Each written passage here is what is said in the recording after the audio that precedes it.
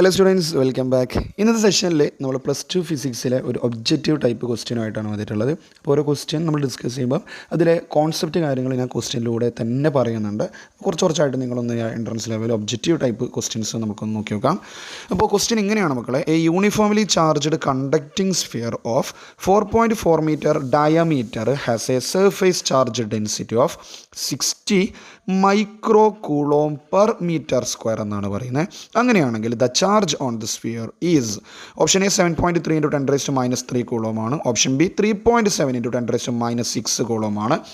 Option C ആണെങ്കിൽ 7.3 × 10⁻6 coulomb ആണ്. Last option 3.7 × 10⁻³ coulomb ആണ്. അപ്പോൾ ഇത് ഏതാ കോൺസെപ്റ്റ് എന്ന് ചോദിച്ചു കഴിഞ്ഞാൽ സർഫേസ് ചാർജ് ഡെൻസിറ്റി സിഗ്മ എന്ന് പറയുന്ന ആ ഒരു സർഫേസ് ചാർജ് ഡെൻസിറ്റി ഇത് നിങ്ങളൊന്ന് നോട്ട് ചെയ്ത് വെക്കുക. സിഗ്മ ഇസ് ഈക്വൽ, ഞാൻ ഇങ്ങനെ കുറച്ചായിട്ട് ക്വസ്റ്റ്യൻസും കാര്യങ്ങൾ സെറ്റ് ചെയ്ത് തരാം. Sigma is equal to Q/A. ഇതൊന്ന് ആദ്യം നിങ്ങളൊന്ന് പഠിച്ചു വെക്കുക, നോട്ട് ചെയ്ത് വെക്കുക. Sigma is equal to Q/A ആണ്. ഈ ഒരു ഭാഗം സർഫേസ് ചാർജ് ഡെൻസിറ്റി എന്ന് പറയുന്ന ഭാഗം ആ ചാപ്റ്റർ നമ്മൾ ഇലക്ട്രോസ്റ്റാറ്റിക്സ് 1 വളരെയധികം ഇമ്പോർട്ടൻ്റ് ആയ കോൺസെപ്റ്റാണ്. സിഗ്മ ഈക്വൽ നിങ്ങൾ നോട്ട് ചെയ്തിട്ടുണ്ടാവും. സിഗ്മ ഈക്വൽ ടു ആരാണ്? Q/A എന്ന് പറയുന്ന ആ ഇക്വേഷൻ മസ്റ്റായിട്ട് നോട്ട് ചെയ്ത് വെക്കുക. അപ്പോൾ സിഗ്മ എന്ന് പറഞ്ഞാൽ എന്താണ്? Surface charge ഡെൻസിറ്റിയാണ്. Q എന്ന് പറഞ്ഞു കഴിഞ്ഞാലോ അതാണ് ചാർജ്. അപ്പോൾ സിഗ്മ ഈക്വൽ ടു Q/A ആണെന്നുള്ള കേസ് നമുക്ക് അവിടെ നിന്ന് കിട്ടിയിട്ടുണ്ട്. ഓക്കെ ആണല്ലോ? ഓക്കെ, അപ്പോൾ സിഗ്മ ഈക്വൽ ടു Q/A ആണ്. അപ്പോൾ sigma is equal to Q/A. അപ്പോൾ എ എന്ന് പറഞ്ഞു കഴിഞ്ഞാൽ ഒരു സ്ഫിയർ ആണെന്ന് പറയുന്നത്. ഒരു സ്ഫിയറിനെ സംബന്ധിച്ചിടത്തോളം എ എന്താണ്? 4πr² ആണ്. അങ്ങനെയാണ് from this equation Q is equal to എന്താണ് മക്കളെ? Q ആണ് കേട്ടോ. Q ഇസ് ഈക്വൽ ടു ആരാണ്? Sigma into 4π². വളരെ സിമ്പിളായിട്ടുള്ള ക്വസ്റ്റ്യൻ ആണത്. Sigma into 4πr², sigma into 4πr². ഇനി വാല്യൂസ് കൊടുത്തേക്ക് എന്ത് വരും നമുക്ക്? Q ഇസ് ഈക്വൽ ടു സിഗ്മേൻ്റെ വാല്യൂ എത്രയാണ്? 60 ഇൻറ്റു, ഈ ക്വസ്റ്റ്യനിൽ പറയുന്നുണ്ട് 60 ആണ്, മൈക്രോ കൂളോം ആണ്.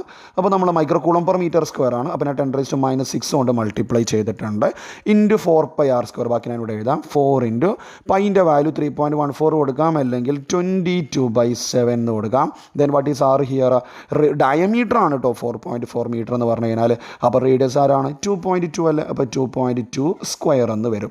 അപ്പോൾ Q ഈക്വൽ, വളരെ സിമ്പിൾ കോൺസെപ്റ്റാണ്. Sigma equal Q/A. എന് പകരം 4πr² കൊടുത്തിട്ടുണ്ട്.